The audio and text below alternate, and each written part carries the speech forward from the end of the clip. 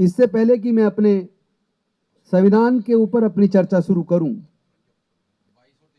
इससे पहले मैं आपको परसों यानी 23 नवंबर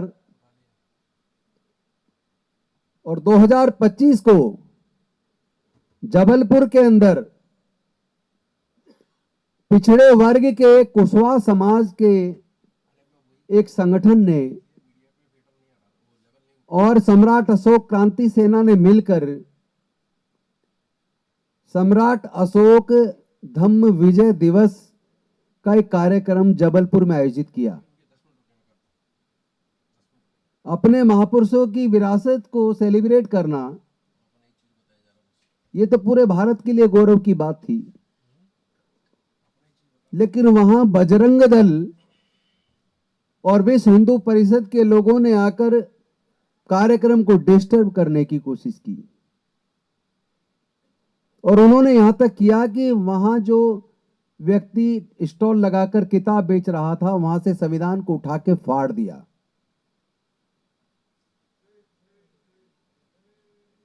सोच के देखो, जिस संविधान से देश चलता है, क्या उस संविधान से बड़ा देश में कोई दूसरा ग्रंथ हो सकता है क्या? अगर यही प्रतिक्रिया किसी दूसरे के धर्म के पुस्तक को के साथ की हुई होती तो शायद वहां दंगे हो गए होते। हो सकता है किसी की धार्मिक पुस्तक के साथ अपमान वाला कार्य करने वाले की हत्या भी हो जाती,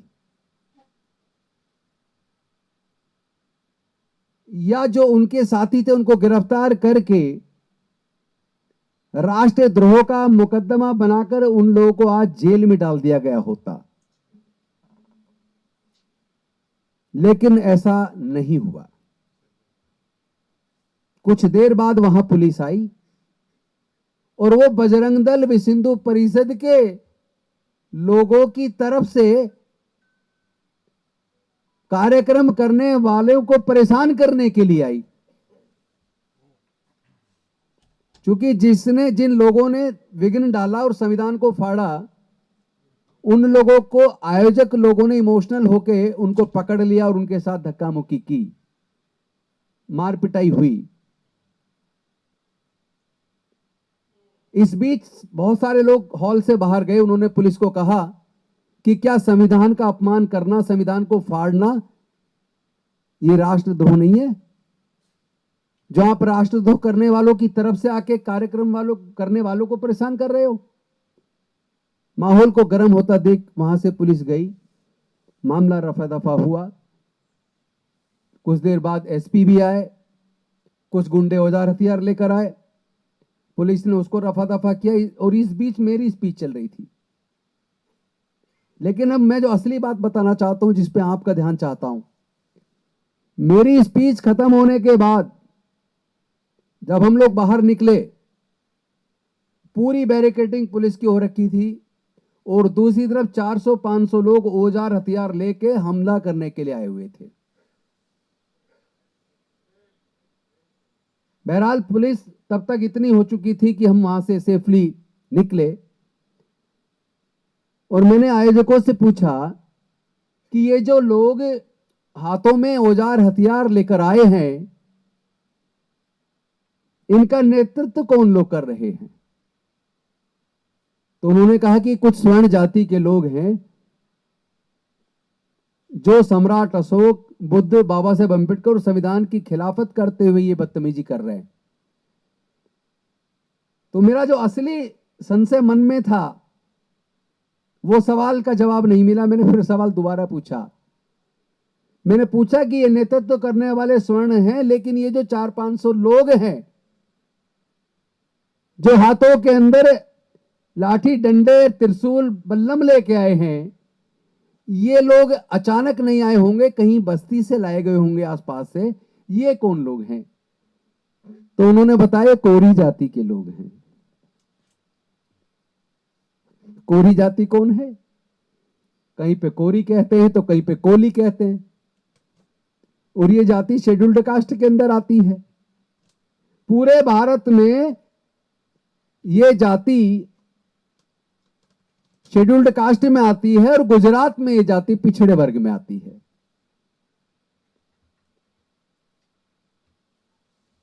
तो जिन लोगों ने हथियार औजार लेके हमला करने के लिए जो लोग आए थे, उन लोगों को आज भी ये नहीं पता कि आप इस लायक भी बने हो कि औजार हथियार लेकर चले आओ। ये भी इसी संविधान से आपको ताकत मिली। वरना जो लोग आपका नेतृत्व कर रहे थे, जो आपको बेला फुसला कर लाए, वो लोग कभी आपको अपने पास नहीं बिठाते आपकी जाति की वजह से। तो जो मेरा एक संशय था, जो आपने वर्षों से मेरा भाषण सुने होंगे, जिसमें कई बार मैंने कहा है कि जब जब दलितों पर, पिछड़ों पर जुल्म होता है, उनके ऊपर हमले होते हैं, हमारी बहन बेटियों की इज्जत लूट के उनकी हत्या कर दी जाती है, तो कभी भी दलितों के, आदिवासियों के, पिछड़ों के ऊपर होने वाले जुल्म के खिलाफ आपने कभी आरएसएस, बजरंग दल, विश्व हिंदू परिषद को प्रदर्शन करते हुए नहीं देखा होगा। वो संगठन जो अंदर से, मन से, मनुस्मृति के हिसाब से देश को चलाना चाहते हैं, वो संगठन जो डॉक्टर बाबा साहेब अंबेडकर जी के संविधान से और डॉक्टर बाबा साहेब अंबेडकर के समाज से नफरत करते हैं,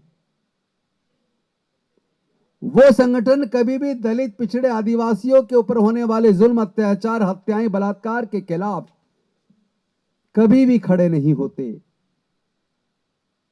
लेकिन जब जब कहीं धार्मिक जुलूसों के अंदर बजरंग दल या विश्व हिंदू परिषद के लोग तलवारें लहराते हैं, लाठियां चलाते हैं, भड़काऊ भाषण देते हैं, चर्च के सामने, मस्जिद के सामने जाकर दूसरे धर्म के लोगों को उकसाने का प्रयास करते हैं, तो याद रखना, उसमें वो जो भीड़ होती है, वो अनुसूचित जाति, जनजाति, पिछड़े वर्ग की होती है। अनुसूचित जाति, जनजाति, पिछड़े वर्ग के वो लोग, उनको ये एहसास ही नहीं है कि तुम्हारी हजारों साल की गुलामी और बदहाली और उत्पीड़न का कारण क्या है। उनको ये पता ही नहीं है कि जब तक भारत में मनुस्मृति का शासन था, तब तक आपको ना पढ़ने का अधिकार था, ना ज्ञान अर्जित करने का अधिकार था, ना व्यापार करने का अधिकार था, ना संपत्ति जोड़ने का अधिकार था। यहां तक कि जो मानवता के प्राकृतिक अधिकार होते हैं, उनको वो भी न मिले थे। तो जो अधिकार मिले वो डॉक्टर बाबा साहेब अंबेडकर जी के संविधान से मिले हैं। भारत के अंदर अराजकता जिस कदर बढ़ गई है, खुलेआम जाति के आधार पर किसी के ऊपर पेशाब किया जा रहा है, किसी को मार पीट कर पेशाब पिलाया जा रहा है, किसी बहन बेटी की इज्जत लूट के उसको जलाया जा रहा है, विरोध करने पर गांव के ऊपर हमला कर दिया जाता है। ये अराजकता आज देश के संविधान और लोकतंत्र के लिए खतरा बन गई है। तो पहली जो चिंता थी डॉक्टर बाबा साहेब अंबेडकर जी की भविष्य को लेकर, वो थी अराजकता। दूसरी चिंता थी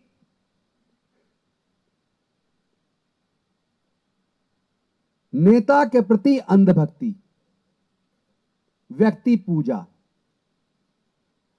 उसी संविधान सभा के सामने चिंता जाहिर करते हुए 25 नवंबर 1949 को डॉक्टर बाबा साहेब अंबेडकर जी ने कहा था कि जिस दिन भारत के लोग किसी नेता के प्रति इतने अंधभक्त हो जाएंगे कि वो नेता उन्हीं के खिलाफ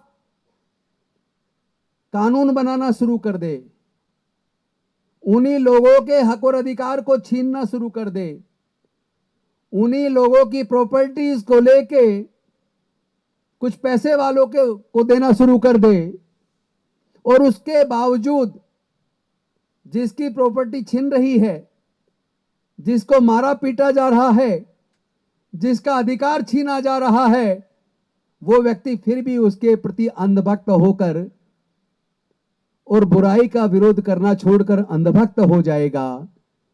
उस दिन भारत के लोग अपनी आजादी व अधिकार खो देंगे।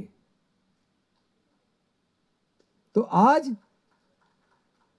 भारत के अंदर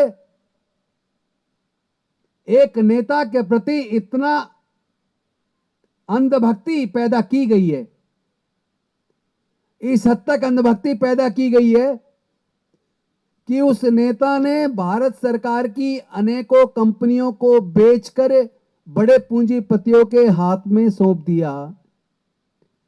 देश के अनेकों किसानों की जमीनों को छीनकर 1 रुपया मीटर के हिसाब से भारत के 2 पूंजीपतियों को सौंप दिया।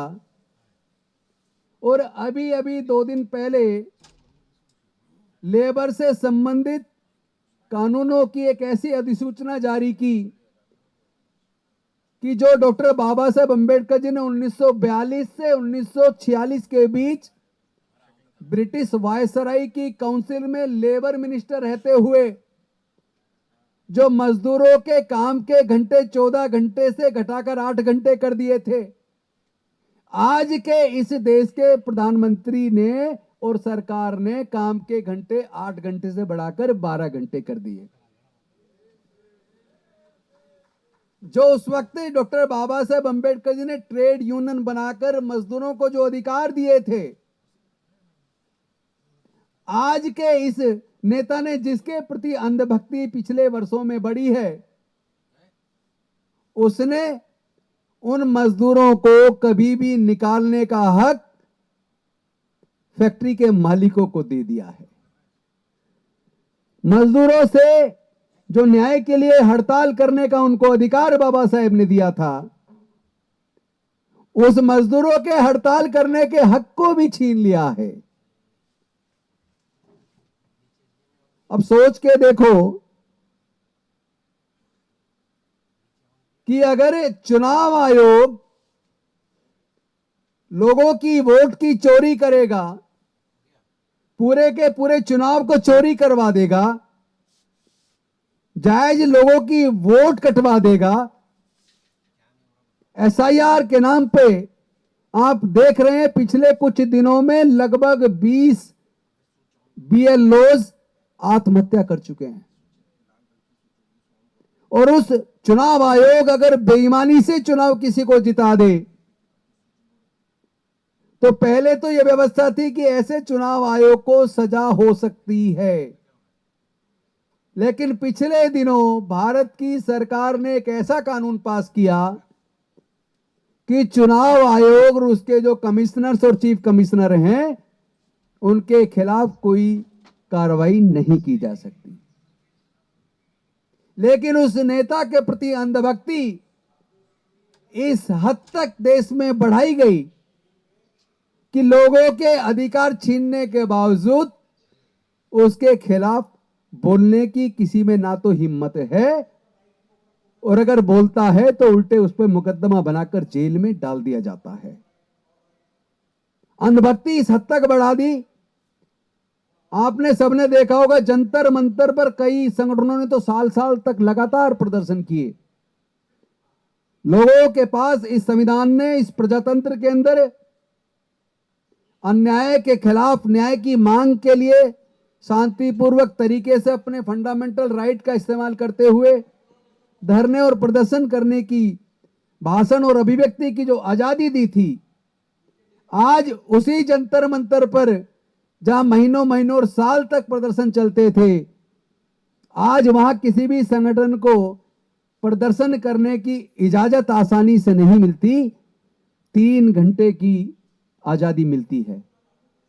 लंबे समय तक आप प्रदर्शन भी नहीं कर सकते। आप स्थायी रूप से वहां बैठ के अगर आप भूख हड़ताल करना चाहें तो अब आपको आजादी नहीं है। आपका वो फंडामेंटल राइट इसी सरकार ने खत्म किया है। इसी बात पे डॉक्टर बाबा साहब अंबेडकर जी ने जो दूसरी चिंता जाहिर की थी कि जिस दिन देश के लोग किसी नेता के प्रति इतनी अंधभक्ति करने लग जाएंगे कि वो नेता तानाशाह हो जाए और लोगों के ही अधिकार छीनने लगे, लोगों का ही उत्पीड़न करने लगे, संविधान के खिलाफ काम करने लगे, उसके बाद भी लोग उसी की भक्ति करते रहे, उस दिन लोग अपनी आजादी खो देंगे।